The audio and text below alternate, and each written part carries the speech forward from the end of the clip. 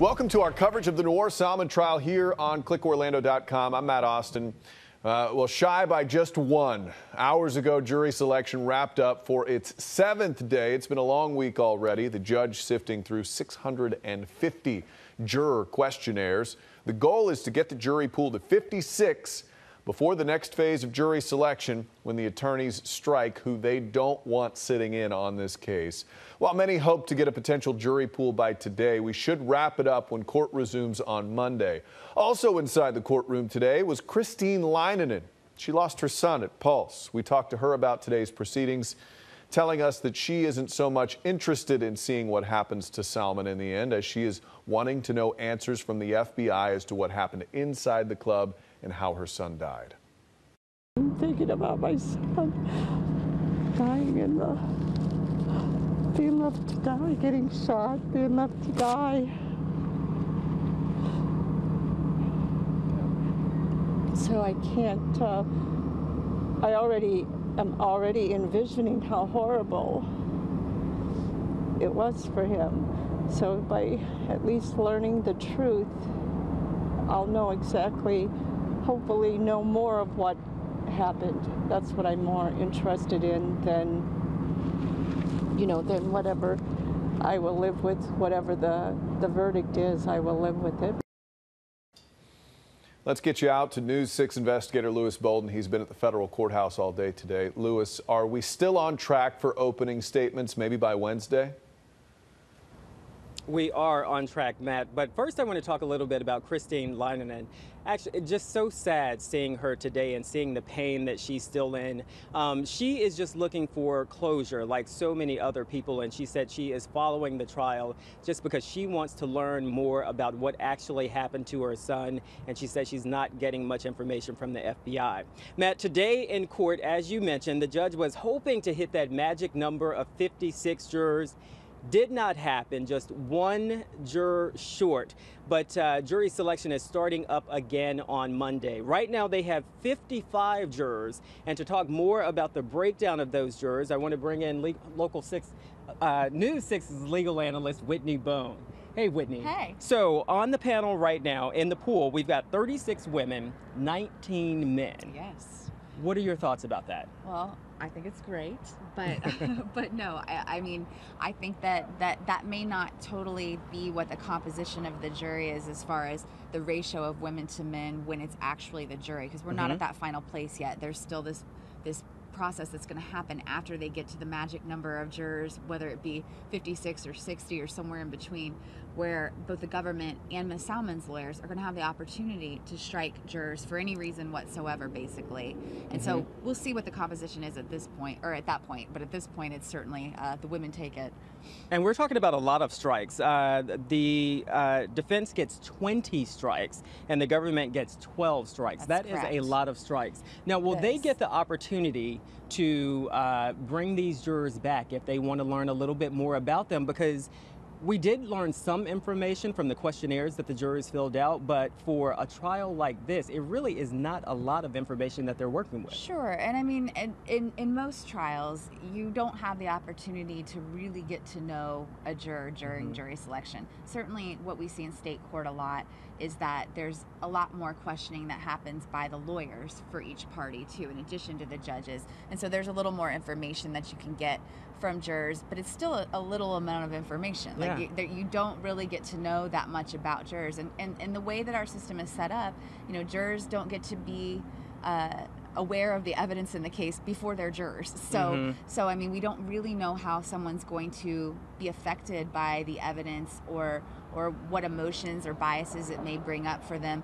The best we can do is try to find people that are fair and impartial during jury selection. That's the best we can do, and that's what they're trying to do here. You know, a theme that we heard come up a few times now, we had one juror who made it into the pool today who said that she was the victim of domestic violence in 2 marriages. And we have heard other jurors say that they were the victims of domestic violence. So that is some pertinent information considering Salman's defense. Absolutely. And I mean, I think it bears stating that, the fact that we've seen so many women jurors who've expressed that they've been victims of domestic violence previously, speaks to the fact that this is a pervasive issue in society at large. So, I mean, I think it's a representative sample of the world, and we have a representative sample in terms of that issue in this potential jury pool. Whether or not that may be factors that are considered by the government in terms of whether or not they would want to strike those individuals when they get to that stage of jury selection. I mean, I don't know, but I think it's possible that that could play into some of their mindset about who they'd want to be on a jury or not, because they may not want people who have that perspective to be on the jury. And what about the government? What type of potential jurors, who would they, or what about the defense, I should say, who would they be looking to strike? Sure. I mean, I think that certainly anyone who expressed any leanings towards favoring law enforcement, if it wasn't enough to have them struck for cause, but if things like that came out, or even if they have close relationships with law enforcement. I've talked about it before with you guys, that can cut both ways in terms of sometimes the best juror is a cop's ex-wife, because they're in the best position to know cops are human. They can make mistakes. They have the same issues in terms of memory as anyone else who's not a cop. But I think that things like that would certainly be something, if I was Ms. Salman's attorney and as a criminal defense attorney, I would probably prefer to not have somebody who's as close to law enforcement in their personal lives as one of my jurors. Whitney, we talked about how little the information, I mean, the people who disclosed that they were the victims of domestic violence, that's pretty big. Sure. But not everybody was so revealing. So, I mean, do they just have to go with their guts sometimes? Absolutely. And that's a great way of putting it, because, I mean, a lot of times what you're left with is this do I get a good feeling about how they're reacting to this case? Do I get a good feeling about how they're reacting to Ms. Salman if you're the defense attorney? Or if you're the government, do you get a good feeling about how they seem to be viewing the government's case? In other words, the individual who was struck for saying he believed she was already a terrorist mentioned things like, this should be tried in military court. I don't think that person would have been favored by either party, the government or Ms. Salman, because certainly that's calling into question the government's decision to prosecute this case here in federal court. So I mean, they're going to go with things like that. That person didn't make it into the pool, but just as an example, they're going to have to go with feeling a lot, and then they're going to have to just do the best they can. That's what it is at this point, hoping for fair and impartial. Let's talk about opening arguments. They are still scheduled for Wednesday. We're on track for that to happen, even though they're going to have pick a few more potential jurors on Monday. Opening arguments are always explosive. Yes. You learn so much from opening arguments. Sure. The judge said something very interesting today.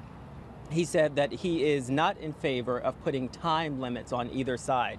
Oftentimes, covering trials, judges will say, please try to limit your opening arguments to an hour or 90 minutes. The judge is not doing that in this case.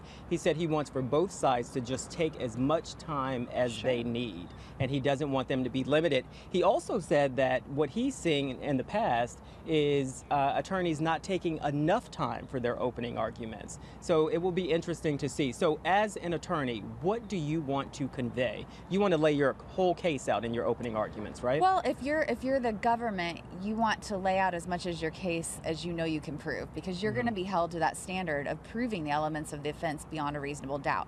And so you don't want to overcommit yourself if it's possible that you may not have the strongest support for that evidence in the trial. In other words, you don't want to oversell, because then the jurors may hold it against you. But that cuts both ways also for the defense. It's not the defense's burden of proof here. So oftentimes, if I'm doing opening statements in a trial as a criminal defense attorney, I'm going to focus on facts that I believe will come out that are undisputed. Maybe some of the evidence I intend to present. In this case, I would expect that Ms. Salman's lawyers will talk about what the expert witnesses are going to testify about, who they've retained regarding false confessions and her state of mind and in terms of being a victim of domestic violence, maybe things of that nature. But what I'm also very much focused on in opening statements is the government's burden of proof, that Ms. Salman, in this case, is presumed innocent. It's a constitutional issue. It's not debatable. It's not optional. And that the jurors must maintain that presumption of innocence on her behalf for her throughout every stage of the trial. And so a lot of times I'm harping on things like that in terms of making arguments about the government's case, that happens more, for me at least, in closings after it's already happened. So Wednesday will be an interesting day. It's going to be sure. very interesting. So stay tuned for that. Again, jury selection continues on Monday morning at 9 o'clock. And right now we are still on schedule for those opening arguments to start on Wednesday. So, of course, we're going to continue to follow this. Yes. You will see more of Whitney. You will see more of me.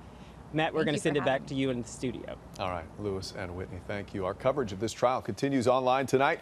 We have a special page detailing everything on clickorlando.com/Noor Salman tab. Don't forget, we have a team of reporters in the courtroom for the latest. Head to twitter.com/News6Pulse trial. Join us Monday morning for another discussion right here on clickorlando.com. Thank you for joining us. I'm Matt Austin. Have a great night.